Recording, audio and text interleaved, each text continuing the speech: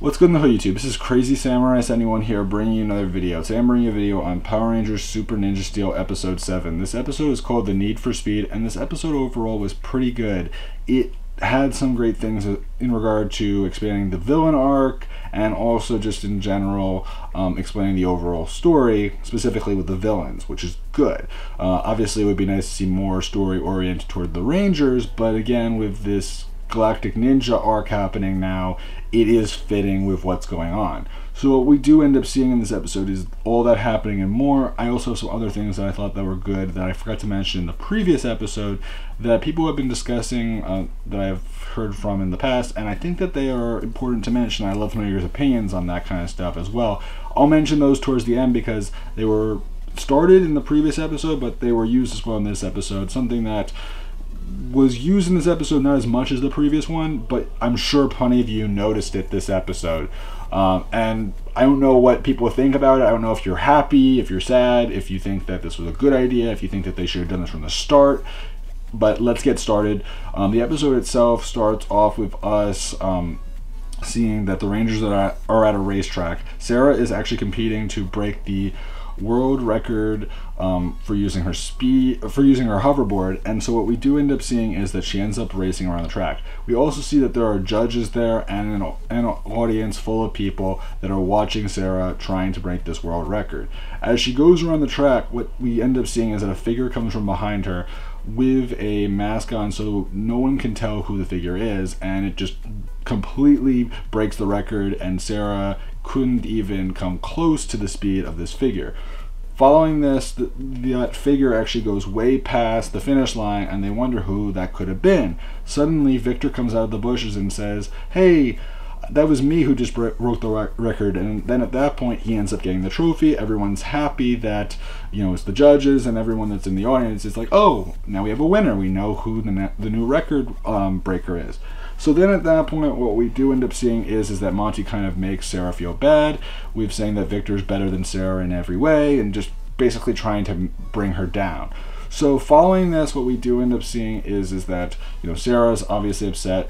The Rangers return to the school where they're playing pool, but Sarah decides instead to work on making a new flight suit so that she can use her hoverboard and move much quicker. She develops it, and the Rangers do understand that she's really focused on accomplishing her goal, and eventually Victor comes into the school on a throne chair with a huge crowd of people carrying him in and cheering for him triumphantly as he comes in and is joyous for beating this record. So at that point, what does end up happening is that Sarah breaks a pencil that she has, and she basically says, "I'm definitely going to break your record. There's no issues there." She says something like that, basically trying to make Victor feel intimidated, but Victor at the same time tries to intimidate her with, "There's no way you can beat my record." And following this, what we do end up seeing is that on the villain base, it's revealed that the monster, or the Galactic Ninja for the episode, will be Speedwing. So he introduces himself and he says he's ready to attack the Rangers. He ends up getting a ninja medallion like Wolverine got in the previous episode, but in this case he has the second one this time, and he goes down to Earth to deal with the Rangers. Following this, the Rangers end up arriving at the racetrack where Sarah ends up wearing her new flight suit, and the flight suit has a very weird look to it, but she ends up racing using it. She goes extremely fast, way faster than she was going previously, but what happens is that she can't control herself as far as movement goes, and she eventually flies off of her hoverboard and flies pretty high into the air, and eventually crashes into Speedwing. Eventually, Sarah falls down to the ground, and Speedwing does as well, and the Rangers go to check on her. Then at that point, Speedwing introduces himself and basically tries to compare her speed to molasses and other things that are slow, basically trying to make her feel inferior and weak in comparison to Speedwing's speed.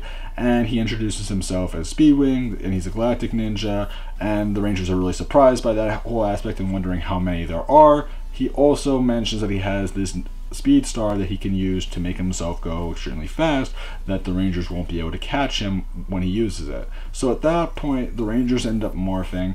They try to fight him, but he ends up outspeeding them significantly, and eventually Preston, Brody, and Sarah end up making a plan where the three of them will try to stop him in his tracks. So what they end up doing is that Brody tries to lure Speedwing towards the other two, while Preston tries to use an element star to create a vine to actually trip Speedwing and make him fall over.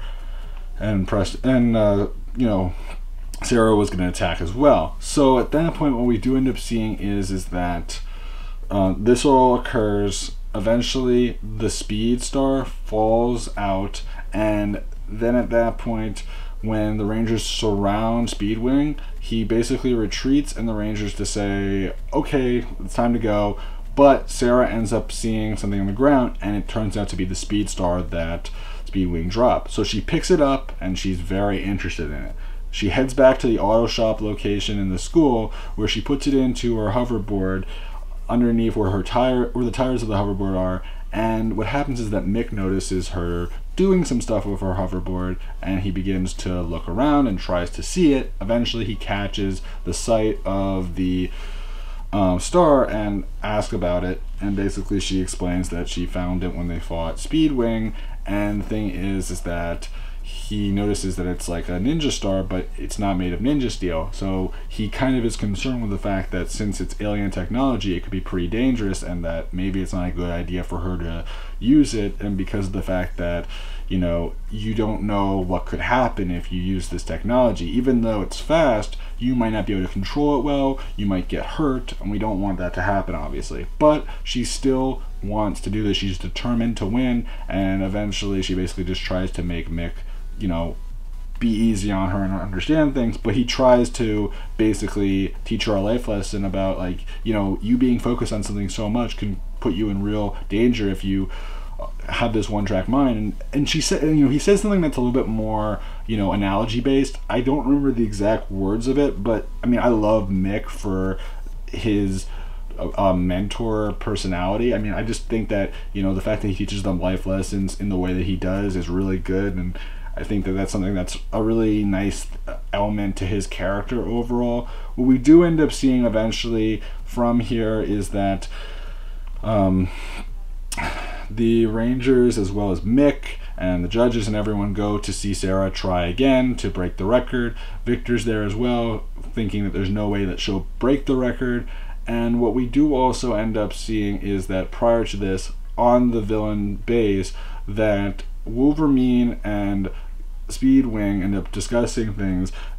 Speedwing basically explains to Wolverine that he lost his speed star, and Wolverine's very unhappy about this, but eventually Odious shows Speedwing that Sarah ended up taking the speed star, and so he has to go after it. So at that point he ends up heading off. In the meantime, as I said before, the Rangers are down at the racetrack. They end up going around it where Sarah uses her hoverboard. She wins the race, no issues there. She's way faster than she was before, and way faster than Victor was, or whoever Victor really was. Again, we don't really know at this point, but what we do end up seeing from here is that she receives the trophy. Everyone's joyous, but Mick seems pretty unhappy, and makes her feel guilty about what she did because she cheated pretty much. So what does end up happening from here is that she ends up giving the trophy to Mick to take back to the base for now or whatever, and then following this, Speedwing ends up attacking the race, and at that point everyone retreats but the Rangers. The Rangers then end up transforming to fight Speedwing, and they try to beat him back, but he ends up knocking them over. Eventually Speedwing tries to retrieve the speed star, but Sarah uses an element star to try to knock Speedwing down and actually release the speed star, which actually leads to it crashing into the center of Brody's helmet, which leads to him moving uncontrollably fast in one direction at the start, but then eventually he's able to actually control his movements. So at that point Preston decides to follow him using his Zord. So he tries to follow, and they end up relaying messages to each other, basically where Preston informs Sarah that Brody can control which direction he moves and everything, and Preston and Sarah discuss that maybe there's a way that we can lead Brody towards Speedwing so that we can set up a trap for him. So at that point, as the Rangers try to fight Speedwing, he does retreat to try to get his Speed Star. The Rangers then end up trying to fight him. They fail pretty badly, and they're in a pretty bad situation where eventually Brody comes in using the Speed Star, and he ends up lodging the Speed Star in the back of Speedwing, which leads to him running uncontrollably fast. The Rangers then run way ahead of Speedwing with the speed of a ninja to get in front of him. Brody transforms into the Lion Fire mode, and he ends up using that as the Rangers end up each doing a finishing attack, and then eventually Brody does like the final attack to destroy Speedwing. Speedwing then is gigantified, and the Rangers then end up summoning the Ninja, the Lion Fire Megazord and the Ninja Fusion Zord. So we end up seeing those two form, which is good. Initially, they actually have a pretty good advantage over Speedwing, but Speedwing does end up flying up into the air and trying to do different attacks to, defeat the Rangers. And what does end up happening is that Brody ends up turning the Lion Fire Megazord into the Lion Fire Zord so that he can travel through the air and actually knock down the Speedwing. And at that point, Speedwing does end up crashing to the ground, and the Lion Fire Megazord does retreat as well. But then at that point, what we do end up seeing is that the Rangers inside the Ninja Fusion Zord end up using their finishing attack, where this time it seems that Levi gets to use the Super Ninja Steel Blaster, which makes me happy because someone else other than Brody and Calvin uses it this episode, because so far it's only been the two of them. But what does bother me is the fact that they decided to use Levi, and yet the focus for the episode was Sarah. So again, this is another one of those situations where they decided to make someone else use it, which I'm happy about, but I'm not happy that they decided to make the wrong person that was not focused in this episode use it. You see, in Dino Charge, they actually thought about that kind of stuff. Oh, this was focused on so-and-so, so so-and-so should use the final weapon or whatever it is. So like in that season, it was the Dino Super Drive Blaster or whatever. The Super Drive Saber, or I believe it was. Whatever it was, you get the point. This is something that's still bothering me, the fact that they're deciding to use other Rangers to do the finishing moves rather than the one that's focused, I mean, Calvin is the one exception where he's primarily gotten, whenever he actually gets the focus, he actually uses the Super Ninja Steel Blaster. But when it comes to this episode, Sarah should have used it. And past episodes have had it where like Levi should have used it, and then there have been other episodes where Zoe and Sarah should have used it, or Preston should have used it. It just seems kind of silly to me that they're not taking advantage of these opportunities where they could have had cool moments for the finishing attacks. But overall, I'm just glad to see someone else using the Super Ninja Steel Blaster, because so far it's only been Brody and Calvin. So good on them at least to see someone new. Following this, what we do end up seeing is that the Rangers basically talk to Sarah and make her realize that she's, it's great that she has a goal, but she shouldn't take shortcuts to reach it, and it's important to always remember that. Following this, what we do end up seeing is that at the racetrack, the Rangers end up seeing that Victor is trying to break the record again. He shows up fairly late, and what we do end up seeing is that Sarah decides to speak to the audience that's there and basically says that she feels that what she did in the past was wrong, and she was causing problems for her friends, and she doesn't deserve this trophy, she feels. So she ends up giving back the trophy, and the judge decides that I guess that means it goes back to Victor. Victor comes out of the bushes in his bush suit, and what happens is that at that point they realize something must be really going on here. Monty comes out as well, with this figure of that racer that was the mysterious racer, and suddenly they go over to check who's this mysterious racer. When they go to remove the helmet, turns out to be a mannequin. And the reason why Victor was able to beat Sarah so badly was because of the fact that the mannequin has no weight to it, so it has nothing to really worry about. And the thing that was allowing it to move so quickly was that there was a remote control that allowed it to move without anyone having to physically steer it. So at that point, they realize that Victor doesn't deserve the trophy, he doesn't get it, and Sarah is offered the chance to break the record again, but instead she decides, you know, it's more important to be with my friends, and maybe some other day I'll do it. And at that point, the episode pretty much ends. So overall, what I will say is that this episode, again, was pretty good. The thing that I wanted to mention that I think was nice to see in this episode, and I forgot to also mention one last thing, Odious does get the second, the second medallion star, and she also, when she goes to the villain base, we end up hearing that she speaks to Badana, and she confirms that she has an evil plan set in motion that she's hoping to accomplish once all the ninja medallions are retrieved. So as far as what that is, we'll have to wait and see, of course. I have an idea as to what it is, but I don't want to say anything until we have official confirmation, and also because I don't want to spoil it for people who haven't seen what I'm talking about.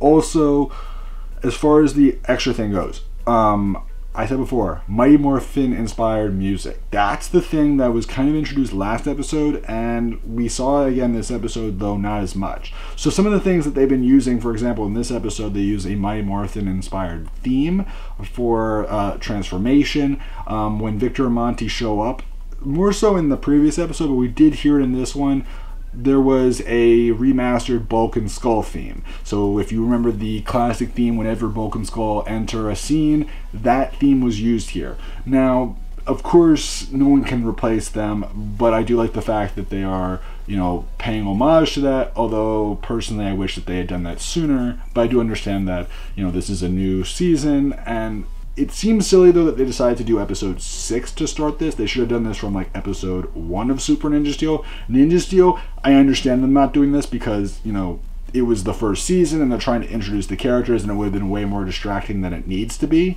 And because that season, if you did it then people would have been expecting guests to appear, and yet this is the season that's supposed to have actors from past seasons appearing. So keep it in mind. Like, I understand it from the perspective of it being this season, but for why it happened episode 6, that's still confusing to me. I don't know why that is. There's also other themes that are used, such as when they do the finishing attacks with the Megazord, they had a Mighty Morphin theme going. That was a new take on that theme. There's also a new inspired theme for Lord Zed and Rita Repulsa, so those themes are actually used, but in a new variation of it, and I do appreciate that stuff just because it is paying reference to nostalgia, which is good, but at the same time, you know, it's up to you. I mean, personally, I think it's okay. I do think that it would be better if they tried to be more original with stuff at the same time, because there's too much Mighty Morphin inspiration going on here, and not that I don't like it, but at the same time, it can be a little bit much. And as much as Mighty Morphin is the one that everyone recognizes typically, it's not the only season that exists, and that's the thing that people will always bring up. And as much as I enjoy it for the nostalgia factor, as for the fact that they're, you know, focusing on the nostalgia over being new and innovative, you know, there's a positive and there's a negative to everything, and that's probably as best as I can put it, because, you know, I'm sure that there'll be several people that will say right away, oh, I loved it, I'm so happy that we have this, and then we'll have other people that will say, I really hate this, I really wish that they did not do this. I'm sort of in between, just because, like, I want the innovative stuff for the show. I want something that's new and exciting and shows, you know, we're trying to create something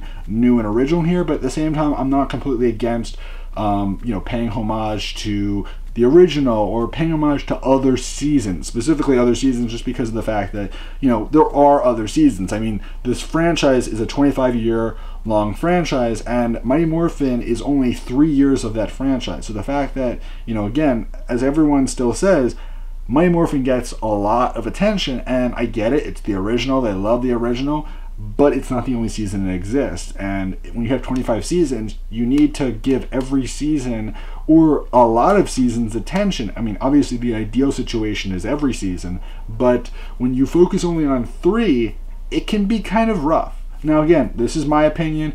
Some of you might think that this was a great thing, and I don't think it's a bad thing, but I do think that, you know, again, this is them doing what they've been doing for a while now. Hopefully, you know, next year things will be even more different with Beast Morphers coming out, and, you know, with the connections going there, it will be a different marketing situation. So we'll have to wait and see what does end up happening. I'm very interested about that, and I'd love to hear your opinion about this episode. Again, this is the second to last episode till the big hiatus that will last till the fall. So please remember to like, comment, subscribe, and I'll see you guys in the next video. So until then, guys, I'm Crazy Samurai 71, and goodbye, guys.